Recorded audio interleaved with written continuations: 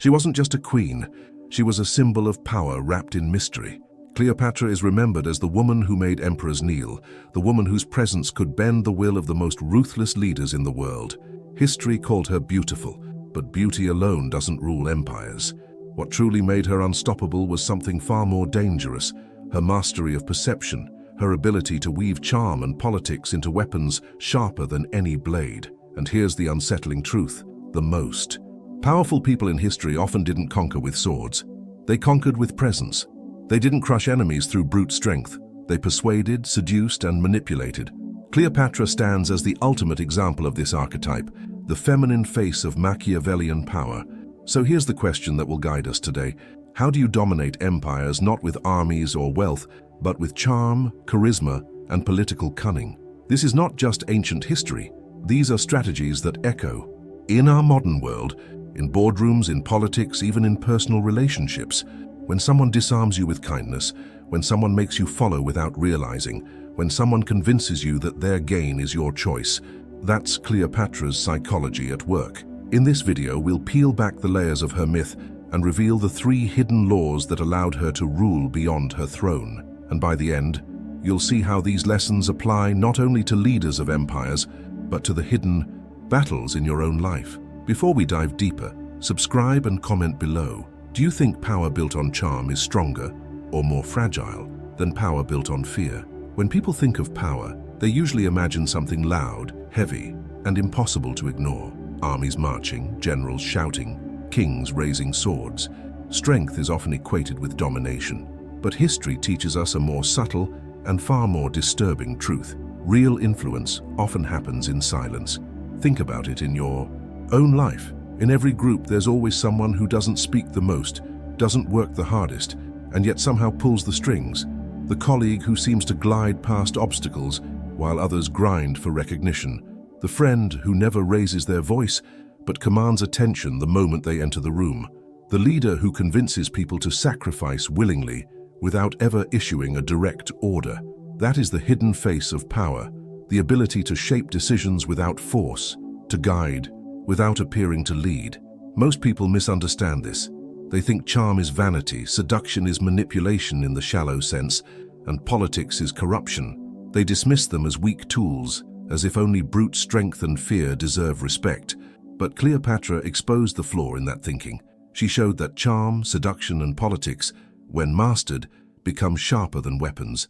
They can topple generals, redirect armies, and even bend empires. And here's the trap. Once you underestimate someone who rules through subtlety, you've already lost. Because the moment you believe charm is weakness, you've given your guard away. And that's where the danger lies, not in the tyrant who threatens you openly, but in the strategist who makes you believe you chose their path willingly. Cleopatra VII was born into a dynasty soaked in betrayal, ambition, and blood. The Ptolemies, her family line, were infamous for fratricide and endless power struggles. Siblings killed siblings, alliances shifted overnight, and survival itself required ruthless intelligence. When she rose to the throne at only 18, she inherited not just a crown, but a nation caught between decline and the shadow of Rome's unstoppable expansion. Most rulers would have relied on armies or brute force to defend their throne, but Cleopatra knew she could never outfight Rome on the battlefield. She had to outthink them, and so she chose a different kind of weapon: her presence. Legend tells us that when she first sought the support of Julius Caesar, she had herself smuggled into his palace, rolled inside a carpet. But this wasn't just a romantic gesture, it was theater, political theater of the highest order. By appearing before Caesar in such a dramatic way, she forced him to see her not as another provincial monarch, but as a symbol of daring, audacity, and irresistible mystery. She made herself unforgettable in a single move. Her relationship with Caesar wasn't about passion, it was about strategy. He gave her protection. She gave him legitimacy in the East. Together they weren't just lovers, they were partners in power. And when Caesar was assassinated, Cleopatra didn't crumble. She adapted. She turned her gaze toward Mark Antony, another of Rome's most powerful men. Once again, she presented herself not as a supplicant but as an equal, offering him wealth, ships, and Egypt's prestige. The world often reduces her to a seductress, a femme fatale who used beauty to manipulate men. But this view is shallow and frankly insulting to her legacy. Cleopatra spoke 9 languages, mastered economics, and understood culture and religion deeply. She wrapped herself in the image of the goddess Isis, turning politics into religion, seduction into statecraft. To Antony, she was not just a lover, she was the key to conquering the East. Cleopatra wasn't relying on fleeting beauty, she was practicing something far more lasting, the art of perception. She understood, centuries before Machiavelli, that power is never about reality. It's about how people perceive reality. Cleopatra didn't conquer through armies, she conquered through the mind. To understand her dominance, we need to translate her strategies into psychological principles that still shape power dynamics today. The first principle is the weapon of perception. Cleopatra mastered the art of appearances. She knew that humans don't respond to raw truth. They respond to images, symbols, and myths. To her people, she was Isis, reborn, a living goddess whose presence meant divine order. To Rome, she was the exotic queen whose mystery added legitimacy to any alliance.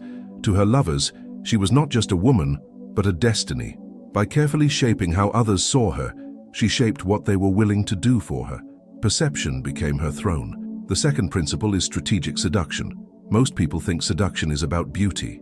They're wrong. True seduction is about making others feel powerful, seen, and chosen. Cleopatra amplified the egos of Caesar and Antony. She didn't just stand beside them, she reflected back to them the image of gods, conquerors, and men destined for greatness. In psychology, this is called ego reinforcement. And here's the dangerous truth. People will do almost anything to preserve the version of themselves you make them believe in. Cleopatra understood this centuries before it had a name. The third principle is the politics of ambiguity. Cleopatra never revealed too much. She understood that mystery binds people tighter than answers. Ambiguity creates projection. When others don't fully understand you, they fill the gaps with their own desires. To Caesar, she was the partner who validated his empire. To Antony, she was the queen who embodied both danger and desire. Both saw what they wanted. Neither saw her full strategy. Ambiguity gave her leverage and kept her indispensable. These 3 principles, perception, seduction, and ambiguity, formed the triangle of Cleopatra's power. She turned psychology into strategy, and strategy into survival. And here's the disturbing part. This isn't just history. These same mechanisms play out today. When a politician shapes their image more carefully than their policies, they're using Cleopatra's weapon of perception. When a manipulative partner convinces you their control is love, they're practicing strategic seduction. When a leader says just enough to keep you guessing, they're wielding ambiguity as power. Cleopatra's brilliance wasn't that she invented these tactics, it was that she embodied them so perfectly. She turned them into legend. From Cleopatra's reign, we can extract 3 ruthless laws of power, lessons that don't belong to the past, but to every moment of negotiation, persuasion, and silent conflict we face today. Law 1. Control the frame, control the game. Cleopatra knew that power begins not with actions, but with perception. She deliberately shaped the frame in which others saw her. Divine robes, ceremonies that elevated her above mortals, gestures that blurred the line between queen and goddess. People didn't just see a ruler, they saw a myth. How to apply this today? Your reputation arrives before you do. The way you present yourself, your tone, your silence, your first impression, creates the frame in which people treat you. If you let others define that frame, you surrender control. But if you craft it with intention, you can command authority without speaking a word. Law 2. Seduction is strategic, not romantic. Cleopatra didn't seduce with beauty. She seduced with strategy. She made Caesar feel invincible, Antony feel irreplaceable. She reinforced their sense of greatness until they tied her presence to their destiny. Seduction at its core is not about attraction, it's about influence. How to apply this today? Pay attention to what people around you crave. Some want validation, others recognition, others the thrill of feeling chosen. By giving them a taste of what they seek, not all at once but strategically, you create loyalty stronger than force ever could. The moment people connect their self-worth to your presence, you've entered Cleopatra's territory. Law 3. Ambiguity is power. Cleopatra never revealed her full hand. She left room for others to imagine, to project, to desire. The less she said, the more they filled the silence with their own stories. This mystery wasn't accidental, it was deliberate. Ambiguity made her irreplaceable because no one ever fully understood her, yet everyone believed they did. How to apply this today? In a world where people overshare every thought, mystery has become a rare and powerful currency. Don't explain everything. Don't reveal every plan. Let others guess. The less predictable you are, the more valuable you become. Ambiguity forces people to chase clarity, and in chasing, they stay bound to you. These three laws are timeless. Cleopatra turned them into an empire without armies, and you can see their fingerprints everywhere, in leaders who command without shouting, in influencers who capture millions without saying much, in individuals who hold respect not by demanding it, but by shaping the frame around them. And here's the twist. You can use these laws to strengthen your own presence, but you must also recognize them in others, because sometimes the person charming you isn't empowering you, they're trapping you. Imagine walking into a room and no longer needing to beg for attention, no longer chasing approval. Instead, you shape the atmosphere around you. People pause before speaking over you. They lean in when you talk. They sense something about you, something they can't fully explain, but they know it commands respect. That's the transformation Cleopatra mastered. She wasn't just another ruler in the shadow of Rome. She became unforgettable because she understood that perception, seduction, and ambiguity turn ordinary presence into magnetic influence. And once you see these principles, you'll never look at power the same way again. Instead of being manipulated by charm, you'll recognize it for what it is, a strategy.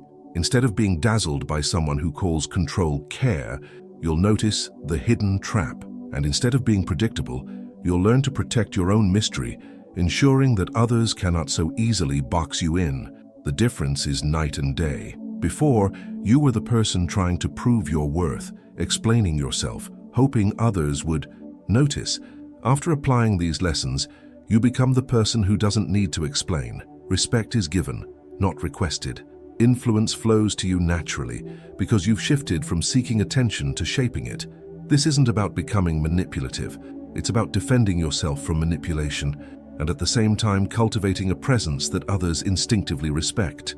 It's the transformation from invisible to unforgettable, from overlooked to undeniable. Cleopatra shows us that power doesn't only belong to the strongest, it belongs to the one who understands psychology deeply enough to make strength itself bend.